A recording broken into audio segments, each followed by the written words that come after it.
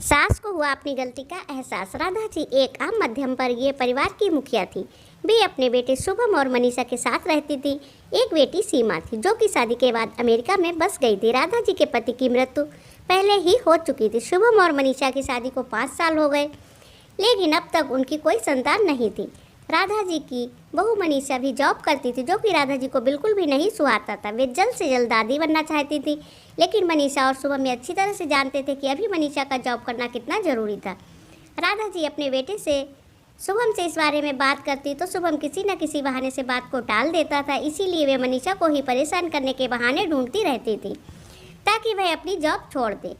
और अभी कोरोना काल में तो मानो उनके मन की मुराद ही पूरी हो गई।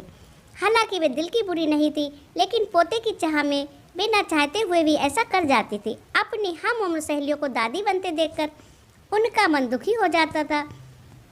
उस दिन भी घर में ऐसा ही कुछ हुआ। ऑफिस में काम की वजह से मनीषा देर तक सोती रही और राधा जी को अच्छा खासा मौका मिल गया। ये क्या बहू, अभी तक सो रही हो? पता है सुबह के 10 बज गए हैं। शुभम भी बेचारा कब से उठकर ऑफिस के काम पर लग गया है और तुम हो कि अभी तक सोई पड़ी हो। चलो अब उठकर सबके लिए चाय नाश्ता बना लो। मुझसे कुछ हो ही नहीं पाता है, वरना मैं तो तुम्हारे भरोसे कभी ना रहती, खुद ही सब कर लेती। सॉरी माँ जी, वह देर रात तक काम चलता रहा, इसीलिए सुबह सो पाई हूँ, इसीलिए समय का पता ही नहीं चला। आप चलिए, मैं अभी जल्दी से आती हूँ। हाँ हाँ ठीक है, मेरा कुछ नहीं, पर शुभम को देख लो, उसे कुछ चाहिए तो नहीं, कब से उठा है बेचारा। हे भगवान, मुझे जल्दी से ठीक कर दे ताकि मैं ही अपने बेटे का ध्यान रख सकूँ। राधा जी ने नाटकीय अंदाज में कहा। राधा जी ने अपनी बहू मनीषा को उठाते हुए कहा। मनीषा ने घड़ी देखी तो वाकई 10 बज गए थे।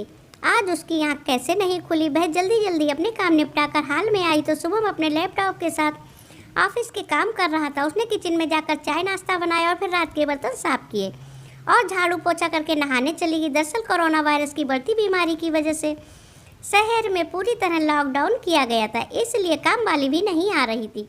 मनीषा खुद एक इंटरनेशनल कंपनी में काम करती थी। उसका ऑफिस टाइम निश्चित नहीं होता था, अधिकतर उसे रात में देर तक काम करना होता था। कल भी उसका काम देर तक चलता रहा, इसीलिए वह देर तक सोती रही। मनीषा नहाकर आई तो देखा कि उसकी सास अपने कमरे में अपनी सहेली से फ़ोन पर बात कर रही थी। बातचीत में अपना नाम सुनकर मनीषा सास की बात सुनने लगी। अरे शारदा, तुम भी अपनी बहू को ज़्यादा सर पर मत उठाओ। बहू को ज़्यादा उड़ने दोगी तो कल को अपनी नौकरी के चक्कर में वह तुम्हें ही घर की नौकरानी बनाकर छोड़ेगी। मैं तो भाई शुरू से ही मनीषा की नौकरी करने के खिलाफ थी। अब करे नौकरी, शौक से 5 साथ साथ घर के काम भी करे। मैं तो बदन दर्द का बहाना बनाकर बैठ जाती हूँ, नहीं तो सारे काम का बोझ मेरे सिर पर आ गिरता। मैं कोई मुफ्त की नौकरानी थोड़े ही हूँ। मैं तो कहती हूँ तुम भी यही किया करो। सास की बात सुनकर मनीषा की आंखों में आंसू आ गए। वह जिस सास को बीमार समझकर उनकी दिन रात सेवा करती है, उन्हें एक गिलास तक उठाने नहीं देती है, सारा दिन घर का और रात को ऑफिस का काम करके थकान से चूर होकर भी उफ नहीं करती थी, उसका ये फल मिला है। उसे माना वे मेरी नौकरी के खिलाफ हैं, मगर यदि घर की किस्त नहीं होती तो वह भी कभी नौकरी नहीं करती। शुभम का बोझ कम करने के लिए ही तो वह नौकरी कर रही है। अरे अभी के मुश्किल समय में वह सास से किसी भी बात पर बहस नहीं करना चाहती थी जिससे घर का माहौल खराब हो, इसीलिए उनकी बात को नज़रअंदाज करके वहाँ से चली गई। लेकिन उसकी नज़रों में राधा जी की इज्जत जरूर कम हो गई थी। दूसरे दिन सुबह सुबह राधा जी की बेटी सीमा का अमेरिका से फ़ोन आ गया। सीमा की सास उसके पास अमेरिका आई हुई थी। आदत के अनुसार राधा जी ने जैसे ही सीमा की सास की बुराई करनी चाहिए, वैसे ही सीमा ने उन्हें डपट दिया।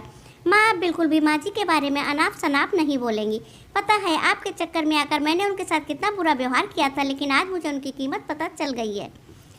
तुम तो उनके यहाँ पर आने कितने खिलाफ थी, मगर आज अगर वे यहाँ ना होती ना माँ, तो ना आज हमारा क्या होता। तुम्हें तो पता ही है कि मेरा नौकरी करना कितना ज़रूरी है। कोरोना ने यहाँ भी ऐसा कहर ढाया है कि घर से ही सब करना पड़ रहा है। किट्टू का बेबी केयर सेंटर भी बंद है और मैं और राजेश फुल टाइम बिजी रहते हैं। ऐसे में माँ जी ने अकेले ही किट्टू के साथ साथ पूरे घर का सारा काम संभाला हुआ है, मुझे कुछ भी करने नहीं देती हैं।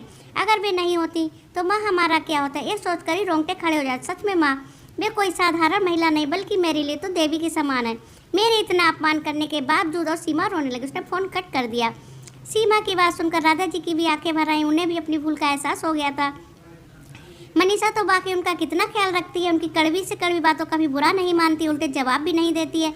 वाकई अभी का समय तो एक दूसरे को हौसला देने का है, सारे गिले शिकवे बुलाकर एक दूसरे की मदद करने का है। तो फिर वे स्वार्थ में कैसे अंधी हो गई थी, इतना कैसे गिर गई थी कि ऐसे के मुश्किल समय में अपने ही परिवार की सहायता नहीं कर सकती। उन्होंने उसी समय मनीषा को बुलाकर उसके सिर पर प्यार से हाथ फेरते हुए कहा, मनीषा, आज से घर के कामों की आधी जिम्मेदारी मेरी रहेगी। मैंने आज तक तुम्हें जो भी कहा और उसके लिए सॉरी। चलो अब तुम जाकर आराम करो, खाना मैं बना लूँगी। इधर सास का बदला हुआ रूप देखकर मनीषा को भी आंखों में खुशी के आंसू आ गए और अपनी सास के प्रति उसके मन में फिर से पहले वाला सम्मान वापस आ गया। शायद हमारे जीवन में मुश्किल समय आता ही है इसीलिए कि हमें एक दूसरे की अहमियत का पता चले। अपनी गलतियों का एहसास होने पर और आगे बढ़कर माफ़ी मांगने से वाकई इंसान छोटा नहीं बल्कि बहुत बड़ा हो जाता है, राधा जी की तरह। तो ये कहानी आपको अच्छी लगी है तो अपने दोस्तों के साथ ज़रूर शेयर करें, चैनल को सब्सक्राइब करें, बेल आइकन को प्रेस करें। धन्यवाद।